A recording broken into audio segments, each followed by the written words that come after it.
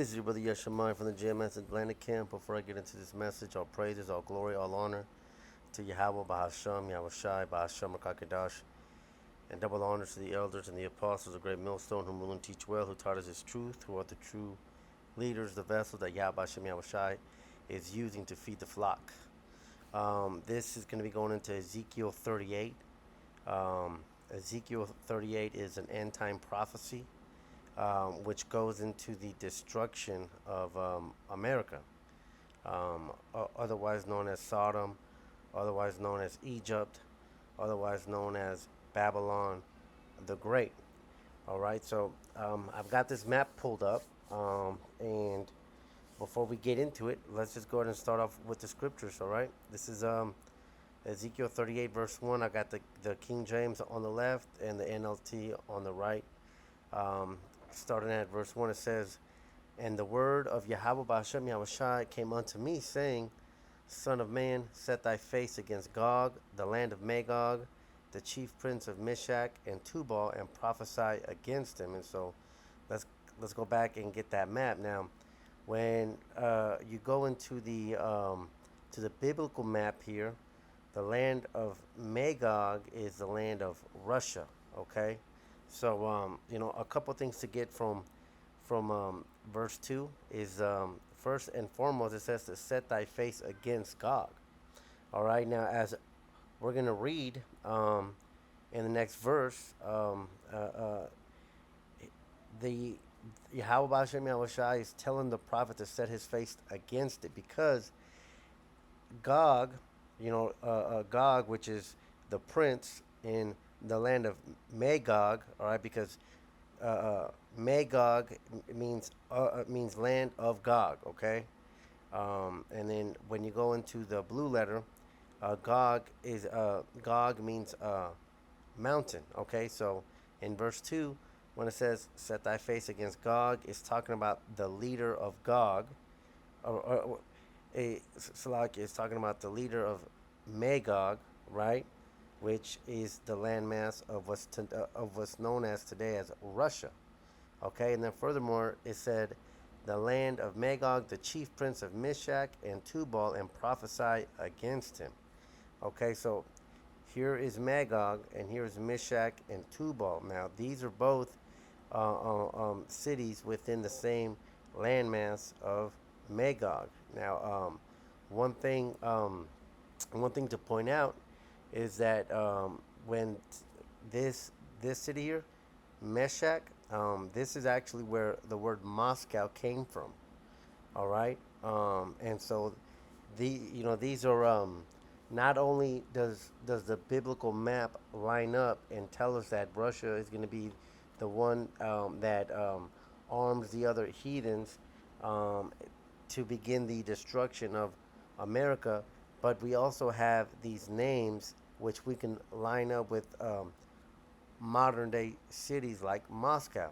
Okay, so very plain, very simple. Let's continue on.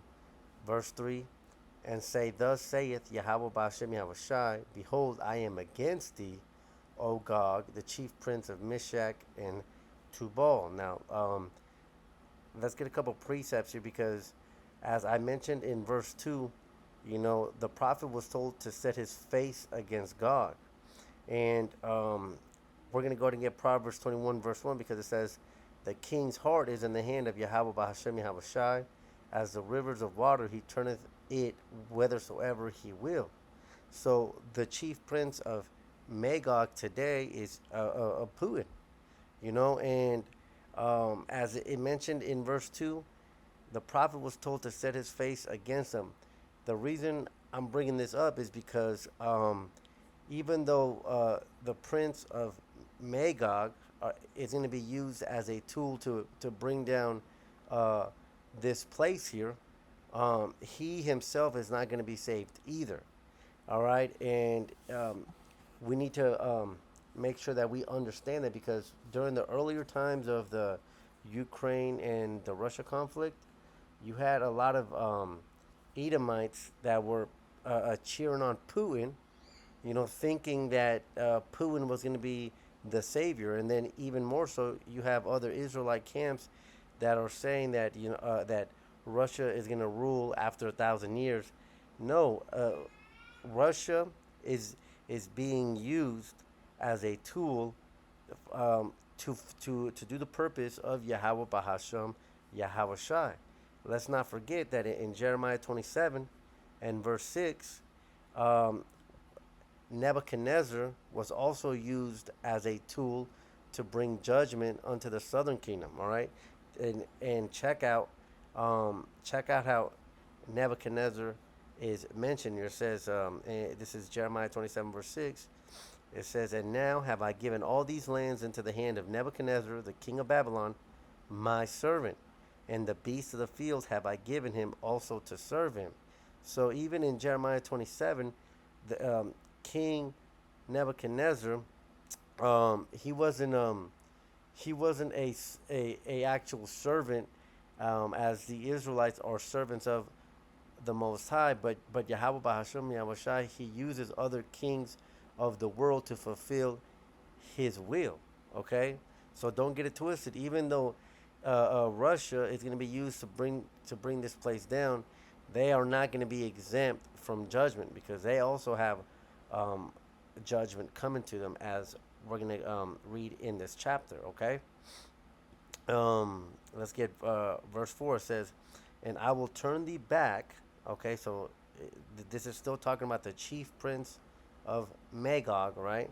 It says, "And I will turn thee back and put hooks into thy jaws, and I will bring thee forth, and all thine army, horses and horsemen, all of them clothed with all sorts of armor, even a great company with bucklers and shields, all of them handling swords." So let's go back onto the first part, because it says that Yahweh Bahasham, Yahweh Shai is going to put hooks into the jaws of this prince. And how is he going to do that? Because he's going to give him that thought. Okay, this is Proverbs 20 verse 24. It says, "Man's goings are of Yahweh Bashem Yahweh Shai. How can a man then understand his own way?" So we are all here to fulfill the will of Yahweh Bashem Yahweh Shai. All right, and there's nothing that we can do to change it. I think it's in the book of oh yeah, it's in Romans 9, where it says, whoever has resisted the will of the Most High, and the answer is nobody. So Yahweh Bashem, when the scripture says that Yahweh Bahashem Yahweh Shai is going to put hooks into his jaws, it's because it's already been predestined. He's going to put that evil thought into his head. And then it says, I will bring, it says, put hooks into thy jaws, and I will bring thee forth. Those hooks into the jaws is the Most High putting it into this prince. And I call him a prince because that's how he's mentioned in verse 2. But he's gonna put this idea, this evil thought into this prince, to bring him back into that USSR spirit.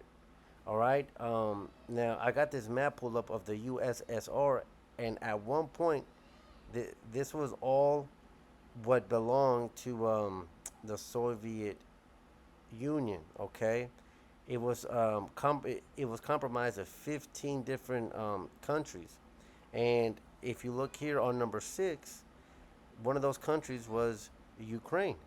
All right, and so we have seen that Putin is being turned back into that old USSR spirit of wanting to bring his motherland back as it once was, and it started with the annexation of Crimea.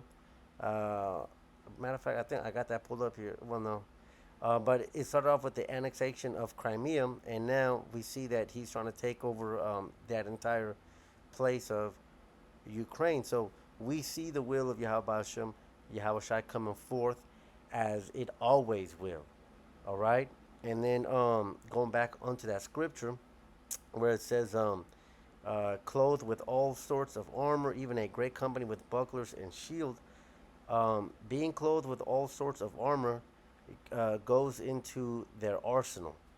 All right? Because when when um, when it's that time for this place to be destroyed, when you go into the book of Joel, it talks about the missiles, saying that none shall break their rank, which we are going to get into it. But um, all those bucklers and shields, man, Russia is going to Russia and then all the other countries, because in the book of Revelations it says that that the horns should hate the whore. Even close allies of America are gonna send their nukes onto this place. So that's all the sorts of shields and bucklers. That's all their arsenal. Everything is going to this place. All right. I got this Google search pulled up here because um, e- even though we hear all the time that America's the biggest, baddest, that they have the biggest sword, which they do, that doesn't take away from the fact that Russia also has a lot of bucklers and shields and armors. You know, as mentioned in verse 4, is is going into their is going into their arsenal. So I did a Google search. How many nukes does Russia and America have? Well, Russia actually has more nukes than America does. It says, as of early 2025, Russia possesses approximately 5,449 warheads, while the U.S. has 5,200 warheads. So all those things, when it talks about all the horsemen, all the army, all of these nuclear warheads are going to be shot into this place. That's that's what verse 4 is talking about. All right. Let's continue on to verse 5. Um, Persia, Ethiopia, Libya, with them, all of them, with shield and helmet. Now, um, is again, it's not just going to be Russia that is sending forth its bombs to this place, but it's giving you what other countries, the Persians, which are the Iranians, and today's date is what is June 22nd of 2025. We are. It was just reported that last night, America bombed their the Iranians' nuclear bases, right? And so even today, man, this prophecy, we see it coming to life right in front of us now. I want to take a quick pause there because even though I mentioned today's date, and even though with the news that we have going on, you know, there are certain things that have to happen before this place blows up, because Scripture says to search ye out of the book, none of these shall want her made. All of the prophecies that are mentioned in the Bible are going to happen, and those prophecies include Jacob's trouble.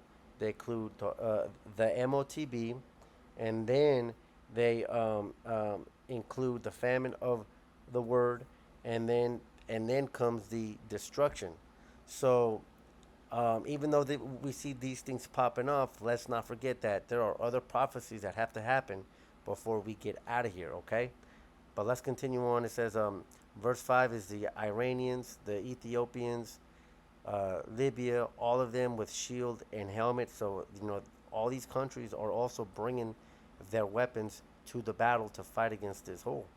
Verse 6, it says, Gomer and all his bands, the house of Togarmah of the north quarters, and all his bands, and many people with thee. So I want to pull up that map again. Let me see if it's that right here. Okay, yeah, because when it mentioned Gomer, it's talking about Turkey, and then furthermore, it mentioned Togarmah. That's a city within Turkey, right? And then it said in all of its north quarter. So all of the surrounding cities around Turkey, uh, uh, um, all of these are going to come together to bend the bow mentioned in Second Ezra's. All right, all of these are going to come together with the backing of Russia to end this place. Okay, let's continue on. Verse 7 says, and Salakia, I'm not trying to be, I'm not trying to sound like I'm speaking fast. I just want to, get get the edification on this here. So this is verse 7. It says, Be thou prepared, and prepare for thyself, thou and all thy company, that are assembled unto thee, and be thou a guard unto them. So verse 7 is now because it just named off these other countries. Verse 7 is now going back and speaking to the chief prince of Magog, all right? And what's it telling them? It's saying to be a guard unto them. And that's exactly what we see happening right now. Russia is the guard to those other nations mentioned, to the Persians, to the Ethiopians, to Gomer. All of these countries, they have alliances. They have, and Russia being the more powerful of them. Russia is the one that is going to be providing them weapons. Russia is going to be the one, is going to be the catalyst to begin the end of this place. Just as we saw again. The Ukrainian conflict is a perfect example of this, because we see that when America was sending uh, Ukraine its weapons, what did we see? We saw a lot of countries at these at these G7 meetings. We saw a lot of these countries and their representatives um, standing up and speaking against America. People were starting to back up Russia, because the whole world was able to see that it was America and NATO that started the conflict by trying to encroach into the borders of Russia. Okay, so when it says "Be thou a guard unto them," it's Russia giving them their backing, and it's in it's also going to be Russia awakening the world, and having somewhat of like civil backing, I guess, right? Um, but the main point here in verse 7 is that Russia is going to be a guard unto them. All right, because out of all those countries, out of the Iranians, the Ethiopians, and the Turks, Russia is the most advanced in weaponry. All right. Verse, let's see, it says, "Be thou prepared, and prepare for thyself, thou and all thy company that are assembled unto thee." Now, that company is going into the missiles that are going to be launched into this place. All right. And those same missiles are mentioned in Joel 3 9 through 10. Let's get it. It says, proclaim ye this among the Gentiles. Prepare war, wake up the mighty men. Let all of the men of war draw near, let them come up. And those mighty men are those countries which we just read about: the Persians, the Ethiopians, the Turks. All right. Verse 10, beat your plowshares into swords, and your pruning hooks into spears. Let the weak say, I am strong. Now this verse is exactly what Ezekiel 38 is going into. Those weak countries that have been had sanctions and had coups plotted against them by America. Those are going to begin to say, those weak nations are going to begin to say that they are strong, man. That's what this verse is talking about, okay? And I just find that, the water for this truth, let's do a quick sidebar here. The water for this truth, because prior to coming into this truth, verse 10 in Joel 3 was a scripture that Christianity used to kind of lift people up when they were going through difficult times. Let the weak say, I am strong. How many times did we hear Christian pastors say that? All right. But in reality, it was their tongues falling upon themselves, man, because the weak saying that they are strong was a prophecy going into America being destroyed, man. All right. And those weak nations are going to say that they are strong. How? Because Russia is going to be a guard unto them, as we just read in verse 7. All right. Hopefully this is coming. Hopefully this is coming together for you, brothers, man. And hey, man, you know what? And every time that, because I could have sworn I did an overview on this chapter, but I guess I didn't. But every time I go through this, I mean, I learned something new. It's another precept that But continuing on, it says, verse 8, back in Ezekiel 38, it says, after many days thou shalt be visited, In the latter years thou shalt come into the land that is brought back from the sword, and is gathered out of many people against the mountains of Israel, which have been always waste, but it is brought forth out of the nations, and they shall dwell safely, all of them. Okay, so there's 2 points that we need to get from this verse. Well, at least 2 points that need to be gotten. When it goes into the land that is brought back from the sword, this land is talking about Babylon, but it's also talking about Israel, because Israel itself will also be cleansed, man. Because after the destruction happens, we get our new bodies, and then the Most High Himself is going to place us in our land. All right. I think yeah, right here, Ezekiel 36. Okay, that's in Ezekiel 36, verse 5. Now, on the right side here is the King James, and on the left side is this version called the easy to read version. I like this one made like really brought the point home. So I'm gonna read it in the easy to read version. All right. It says, the Most High Yahweh Shem Yahweh Shai says, right here. Matter of fact, I'll just highlight it right here. It's oh, sure. It says, the Most High Yahweh Shem Yahweh Shai says, I swear, I will let my strong feelings speak for me. Uh, I will let Edom and the other nations feel my anger. They took my land for themselves.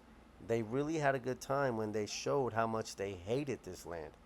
They took the land for themselves just so that they could destroy it, and that's exactly what Esau, Edom, these Amalekites specifically have done. They've taken that land. You know, that is that bastard that is dwelling in Ashdod. That is that controversy of Zion. Okay, is that they have told the world that they are us, and then they defiled our name as a nation. Because what do we see today? We see the world starting to wake up and begin to hate these rats, because they're starting to see them for the devils that they truly are.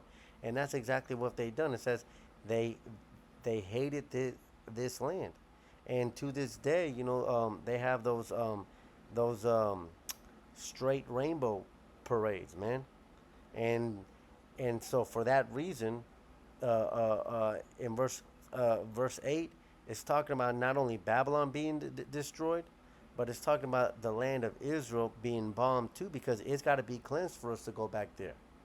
You know, just like it says in the Zechariah 13 verse 9, how he will bring the 1/3 through the fire and be tested as gold is purified. Well, that land has to be purified too before, you know, we before first and foremost Yahweh and King David and the elect step foot on that land again. It's got to be purified, just like we got to be purified before we get our bodies. All right. And then the last part of that verse, in verse 8, it says, "But it is brought forth out of the nations, and they shall dwell safely, all of them." Because keep in mind, you know, when those when those missiles get launched, man, of course America is going to be destroyed, but also those missiles are going to pose somewhat of a danger unto the nation of Israel. But it says ultimately Israel shall dwell safely in their land. And I mean, this is one of my favorite precepts here is Isaiah 14 verse 1. It lines up exactly with that. It says, "For Yahweh Ba'ashem Yahushai will have mercy on Jacob, and will yet choose Israel and set them in their own land." And the strangers, you know, the strangers is going into the Israelite foreigners, and the strangers shall be joined with them, and they shall cleave to the house of Jacob. You know, cleaving to the house of Jacob, meaning that, you know, we're going to cleave to the laws and statutes and the commandments, because first and foremost, we're going to know who we are, because we're going to have the new bodies. All right. So when verse 8 talks about Israel being set back in their land, I just want to point out that it's talking about both nations, Jacob and Israel, which also, you know, which is going into the northern kingdom and the southern kingdom. All 12 tribes are going to be put back into the land. And that's a cut for those small hats that are there today. Because prophecy says that all the 12 tribes would go back. But right now, what do we see? We just see one group of people there, the Ish people. That does not line up with prophecy. All right. So let's get back into chapter 38 in verse 9. It says, "Thou shalt ascend." So thou, is going back into the prince of Magog, uh, uh, the Russians and their bands. It says, "Thou shalt ascend and come like a storm. Thou shalt be like a cloud to cover the land, thou and all thy bands and many people with thee." And so when it talks about he shall come like a storm and shall be like a cloud to cover it, we just brought up how many warheads Russia has, man. That's 5,449. Now we know that scripture says that this place is going to be hit with 2 million bombs, because that's also including the warheads of all the other nations that are also going to shoot their shot at this place. But when the scripture says that um, they shall ascend and come like a storm, like a cloud to cover the land, that's going into the large amount of missiles that are going to be shot at this place, to the point that where you look up, and the large quantity of missiles is going to basically provide shade and blot out the sun, per se, because there's going to be so many of them.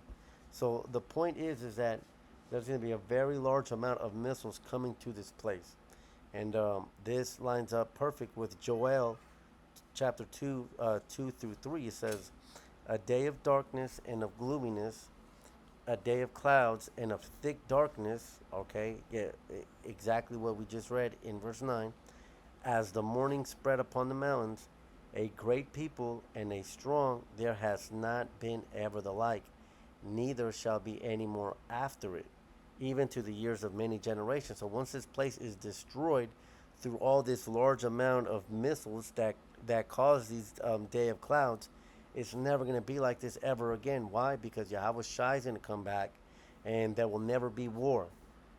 Because Yahweh Shai is going to be in control. He's going to be ruling on earth, along with King David and the 144,000. All right. Verse 3 says, "A fire devours before them." All right. And verse 3, tells you, shows you that it's talking about the missiles, because it couldn't be talking about horses, because horses don't have fire coming from their mouths. All right. The horses, the swords, the weaponry, this is going into the missiles. All right. Verse 3, "A fire devours before them, and behind them a flame burneth. The land is as the Garden of Eden before them, and behind them a desolate wilderness, yea, and nothing shall escape them." Okay, because it's basically showing you the before and after effects. Is the America is going to be ripe, just like the Garden of Eden, but when these missiles hit, it's going to be turned into a wilderness. Jeremiah 50 goes into that when it talks about this place shall not be inhabited anymore. Jeremiah 51 says that Babylon shall be left desolate, and that the Arabian shall not pitch his tent, because it's never going to be like this again, man. And then it says, "Nothing shall escape them." All of this place is being taken down. All right. Matter of fact, I just want to go ahead and do another sidebar while we're on this precept, because when you understand that America is going to be destroyed, what's the next precept that comes to mind? Jeremiah 51, around, I think it's like the 20th or 30th verse, where it says, I will, uh, I'm not going to pull it up.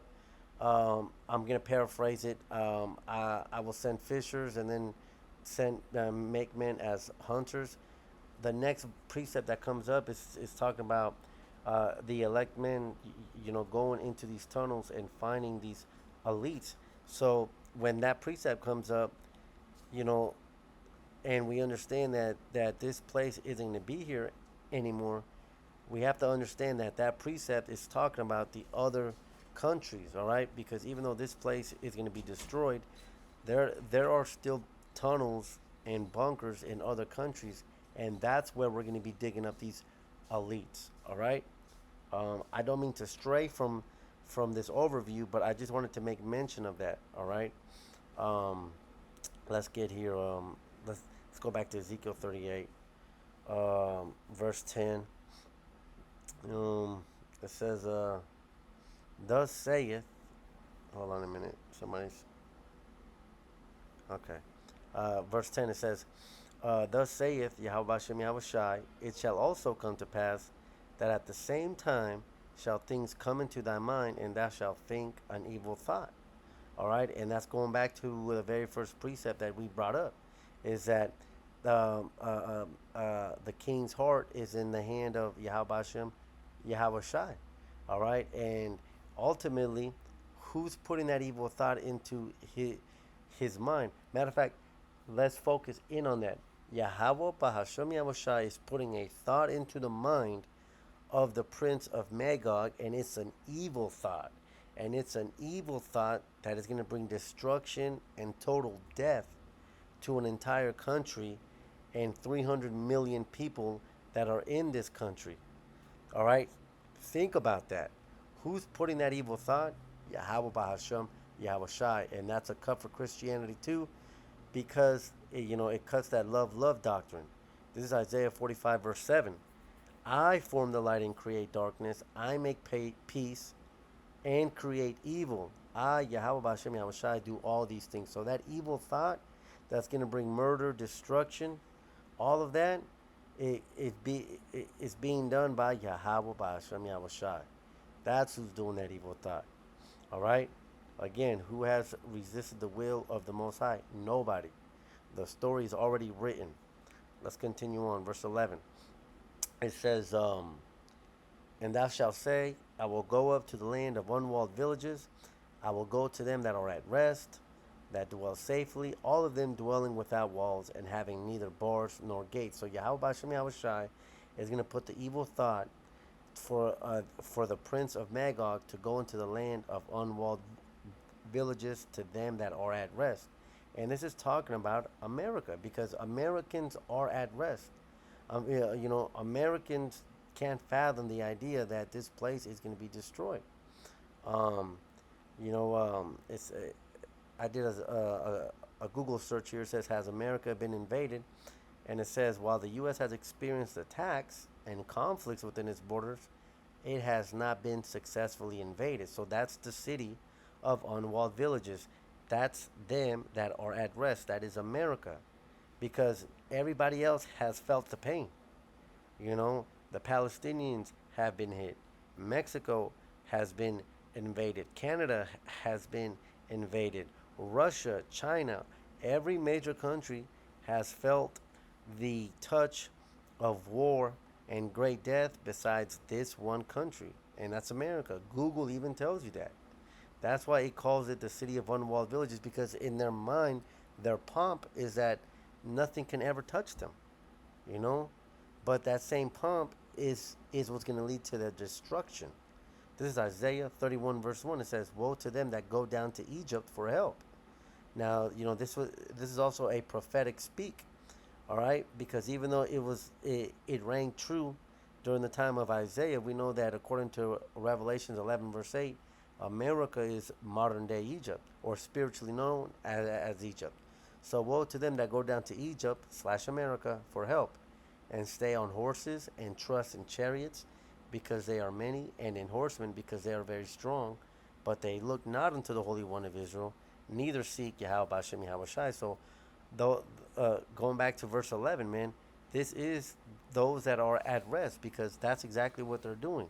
They are trusting in this facade of America. They are trusting in the chariots, in their horsemen, which, goes into the military. They don't think that this place can be touched. And all of this is playing for their destruction, because America, even us as a people, as a nation, we also have been weakened. Everything is at our fingertips, man. But it's all by the doing of Yahweh Ba'ashem, Yahweh Shai. When the Wi-Fi gets cut off, people go crazy. When the food supplies get shut off, I mean, it's gonna be total havoc. All right. What's that other scripture? When they shall say peace and safety, then sudden destruction shall fall. And that's exactly what these people are thinking. These people are thinking that peace and safety for America. You know, Americans have been used to watching other countries get blown up. You know, it's just a normal thing for us to turn on the TV and see Palestinian kids, you know, being blown up, or to see the Chinese getting kidnapped during the C-19. Like, but America has never been touched. So that is that city of unwalled villages. That is those that are at rest. I don't mean to be long-winded on this part, but you know, this should really stand out for those if if the spirit is working for you, okay?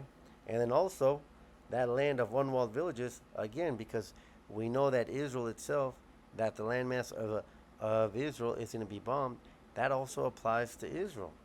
I mean, think back on back like the early 2000s and the 2010s during that whole ISIS thing. Right, you had all these other T groups, you know, right near Israel, but none of them ever attacked that landmass. Now we know partly because you know some of those were false flags that were undercover Amalekites, but you know it was also Yahweh Hashem, Yahweh Shai keeping them ripe for the correct timing, man. So the city of unwalled villages is talking about America, but is this also applies to that land of Israel, man. All right. um, let's get back to Ezekiel 38 verse 12. We're about halfway through. It says, "To take a spoil and to take a prey, to turn thine hand upon the desolate places that are now inhabited, and upon the people that are gathered out of the nations which have gotten cattle and goods that dwell in the midst of the land." So again, going back into the destruction of America and into the destruction of Israel. All right, because when you read this scripture here, it says, "And upon the people that are gathered out of the nations which have gotten cattle, goods, all that dwell in the midst of the land." So the city of unwalled villages is, you know, right here we see that it's a city that has gotten cattle and goods. Now, cattle and goods in the ancient times are representative of riches, and this points to Babylon, which we know Babylon is America because it sounds also exactly like Revelations 18 verse 13. You know, and this is straight onto the point, but it's, you know, the context is that everybody's going to be weeping when they see Babylon falling, and then it begins to name off the the pleasantries and the luxuries that this place was known for. And I got verse 13 here because it specifically mentions the cattle in verse 12.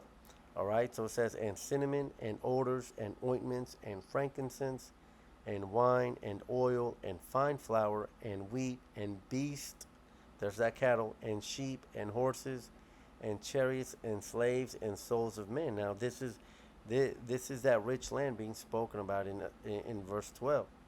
All right, this is that land where they have gathered many cattle and many goods.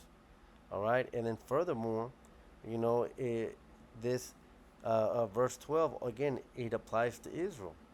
All right, because it says, "They that dwell in the midst of that land." And what land is that? It's talking about Israel, you know. Straight unto the point. This is Lamentations 5 and verse 2 says, "Our inheritance is turned to strangers, our houses to aliens."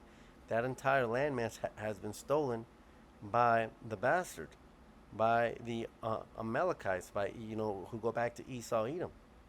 So all these, you know, the city of unwalled villages being America, and then also Israel being touched, man. You know, both of them have a recompense coming, man. All right, let's go. Let's continue down on to verse 13 here. It says, "Sheba and Dedan and the merchants of Tarshish, with all the young lions thereof, shall say unto thee, Art thou come to take a spoil? Hast thou gathered thy company to take a prey? To carry away silver and gold, and to take away cattle and goods, to take a great spoil?" So, you know, again, This is talking about America. It's talking about Babylon, and you can see how it sounds just like Revelations 18. Matter of fact, we'll go back to it. I got it pulled up here, because during the while this place is being destroyed, other countries are gonna be witnesses to this horde's judgment. All right, and what we just read in verse 13 about the other countries saying, "Are you come here to gather and to take away those that had that great spoil?" It's the very same thing being spoken about in verse 9 and then verse 11 in chapter 18 of Revelation. It says, "And the kings of the earth," going back to Sheba and Dedan. It says, "And the kings of the earth who have committed fornication and lived deliciously with her," talking about Babylon, "shall bewail her and lament for her when they shall see the smoke of her burning, standing afar off for the fear of her torment, saying, Alas, alas, the great city Babylon, that mighty city," going back to its riches, which we just read about in the previous verse. "For in 1 hour is thy judgment come, and the merchants of the earth shall weep and mourn over her."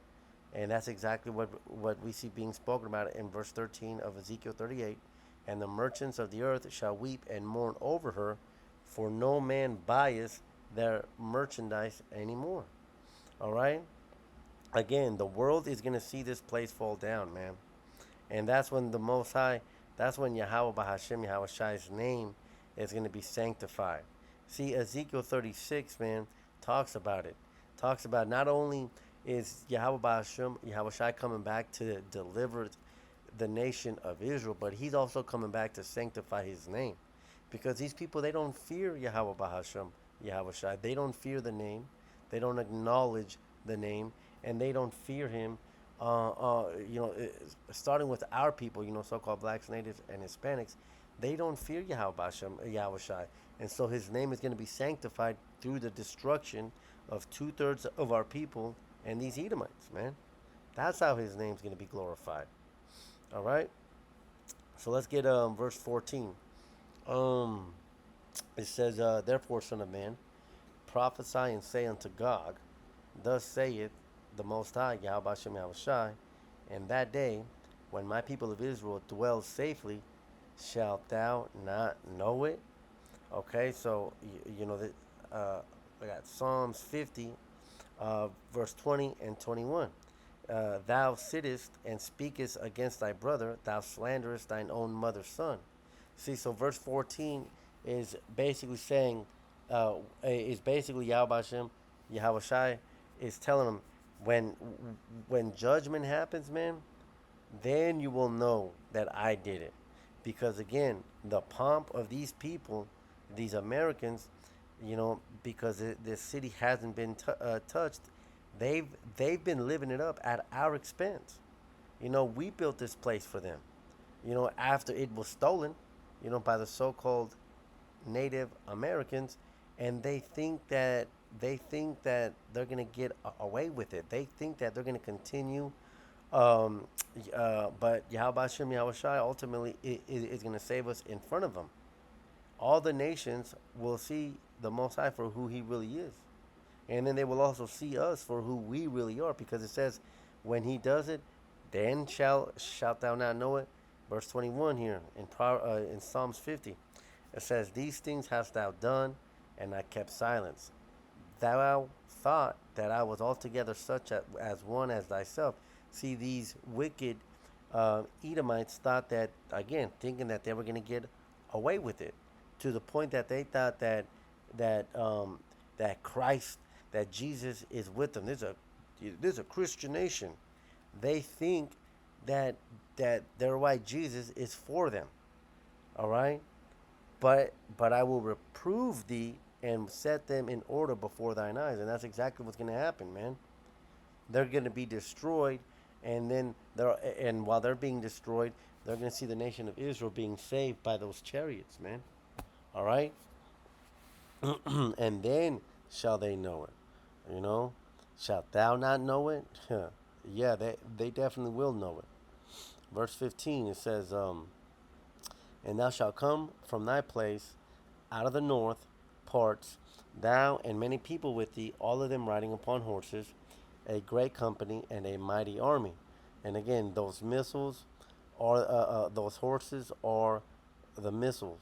The people where the nations are being mentioned are those are Ethiopia, the Persians, and the Turks. So this is not going back into what it mentioned earlier. All right. It says, and then furthermore, it says riding horses. So, we know that the land of Russia is on the other side of the world, right? So, when, obviously they can't ride their horses across the sea. So, what's it talking about?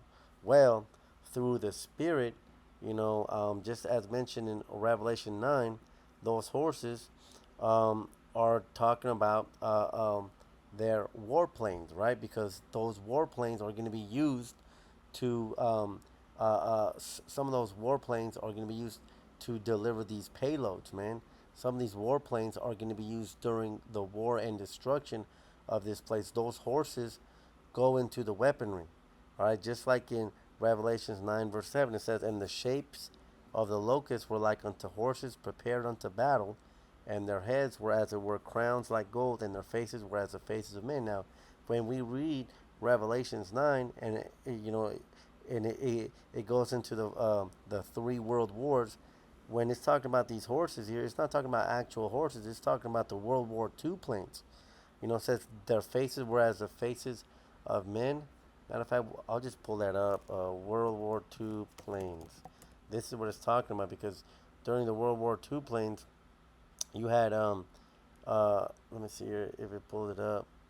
You had like they would draw faces like right here. Here's a perfect example right here where they would draw faces. So these are the horses being spoken about in Revelation 9, and these are the same horses being spoken about in Ezekiel 38 verse 15. All right. Let's go back to it. Salakia for the slow internet connection. Let's get back to it. Verse 16. Yeah. Verse 16. It says, "And thou shalt come up against my people of Israel as a cloud to cover the land. It shall be in the latter days, and I will bring thee against my land, that the heathen may know me, when I shall be sanctified in thee, O Gog, before their eyes." So when it says that it's going to come up against my people, we know that the majority of the elect is here in America. And when it mentions that thou shalt come as a cloud to cover the land, again, that's going back onto those missiles that are going to be shot. And yeah, those missiles for a while are going to put the lives of the elect in danger. But then it says, "I shall be sanctified in thee," because what's going to end up happening is that the elect is going to be saved right before the eyes of everybody else, right? And this is mentioned in Isaiah 59, verse 19. Right here it says, "So shall they fear the name of Yahweh Hashem Yahushai from the west, and his glory from the rising of the sun. When the enemy shall come in like a flood," going into that dark cloud, "the spirit of Yahweh Hashem Yahushai shall lift up a standard against them." So just like Yahweh Hashem Yahushai is going to lift up a standard during Jacob's trouble, ultimately when those missiles are being shot, ultimately God is coming against his people, Israel. That's what verse 16 is going into. But going back to verse 16, it says that he will be sanctified. All right, and that sanctification is twofold. It goes into the destruction of Babylon, right, and it also goes into the salvation of the elect. That's how Yahweh Shem Yahushua is going to be sanctified. Was that not how he was sanctified in ancient Egypt by the destruction of the Egyptians then and the salvation of the Israelites? Well, Ecclesiastes 1 verse 9 says that there's nothing new under the sun. It's going to happen again. Their destruction is our salvation. Same thing. All right? And just as it happened back then in ancient Egypt, it's going to happen again. Matter of fact, Jeremiah 16 goes into it. This is a rough paraphrase, but it says, "The day cometh where they will no more say, Yahweh Hashem Yahushai liveth, that delivered the Israelites from Egypt, but Yahweh Shai Yahweh Hashem Yahushai liveth, that deliver the children of Israel from the land of the north. That's how his name's going to be sanctified. Again, in spiritual Egypt. All right? Let's get verse 17. It says, Thus saith Yahweh Hashem Yahushai, uh, Art thou he of whom I have spoken in old time by my servants, the prophet of Israel, which prophesied in those days many years that I would bring thee against them? And this is just a question, but it's basically Yahweh Hashem, Yahweh Shai, saying that it's going to happen, man. And this is the very same truth that our elders and our apostles have been saying for decades, man. They've been saying this for decades when nobody could fathom this. But now look at the news feed on your social media. Everything is talking about World War III. Everything is talking about Russia, the Medes and the Persians, right? Which are the Russians and the Iranians, right? Right. All of this is, you know, this this just goes to show, man, that the word of Yahweh Hashem, Yahweh Shai is true. All right. This is Ezekiel 12, 22, which goes into what I just mentioned. It says, Son of man, what is the proverb that ye have in the land of Israel, saying the days are prolonged and every vision fails? And that's what these people think. You know, the elders have been coming out for decades saying the same thing, but this people have been rejecting that truth. They've been saying, "Oh, it's not going to happen," basically saying that the vision fails. But this is the response, verse 23. Tell them, therefore, thus saith Yahweh Hashem Yahushai, I will make this proverb to cease, and they shall no more use it as a proverb in Israel, but say unto them, the days are at hand, and at the effect of every vision. So the days are at hand. You know, the days were at hand when the Spirit stepped back in the scene, starting with our elders, but even more so today, we see prophecy coming, man. You know, so I think that was it for verse 17, and then the rest of it, yeah, 18. Yeah, we'll just read 18 to a 23 because it's kind of like a summation, right? So it says, and it shall come to pass at the same time when Gog shall come against the land of Israel, saith the Most High Yahweh Shem Yahushai, that my fury shall come up in my face. So when all this happens, man, uh, uh, the fury of Yahweh Hashem, Yahweh Shai, is going to boil over, man. It's going to be, hey, right there, it's going to boil over. Salakia. I'm over here reading the NLT. It just, yeah, hey, when, um, when all this happens, man, hey, judgment's done. You know, those seals are let loose, right? Verse 19, it says, For in my jealousy and in the fire of my wrath have I spoken. Surely in that day there shall be a great shaking in the land of Israel. Again, going back to the fact that the landmass of Israel has to be cleansed. And what's that great shaking coming from?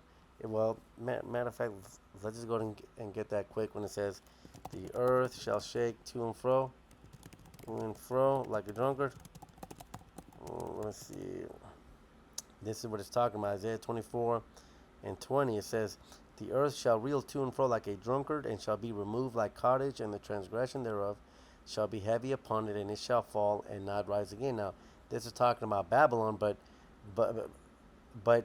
well, look, it's talking about Babylon because we know Babylon's going to fall and not rise again. But the shaking, right? The shaking, when it's being spoken about Babylon, the shaking comes from those missiles, and that's that same shaking being spoken about in verse 19. It says, Surely in that day there shall be a great shaking in the land of Israel, so that the fishes of the sea and the fowls of the heaven and the beasts of the field and all creeping things that creep upon the earth and all the men that are upon the face of the earth shall shake at my presence, and the mountains shall be thrown down, and the steep places shall fall, and every wall shall fall to the ground. Right? So those mountains is going into those big governments, man.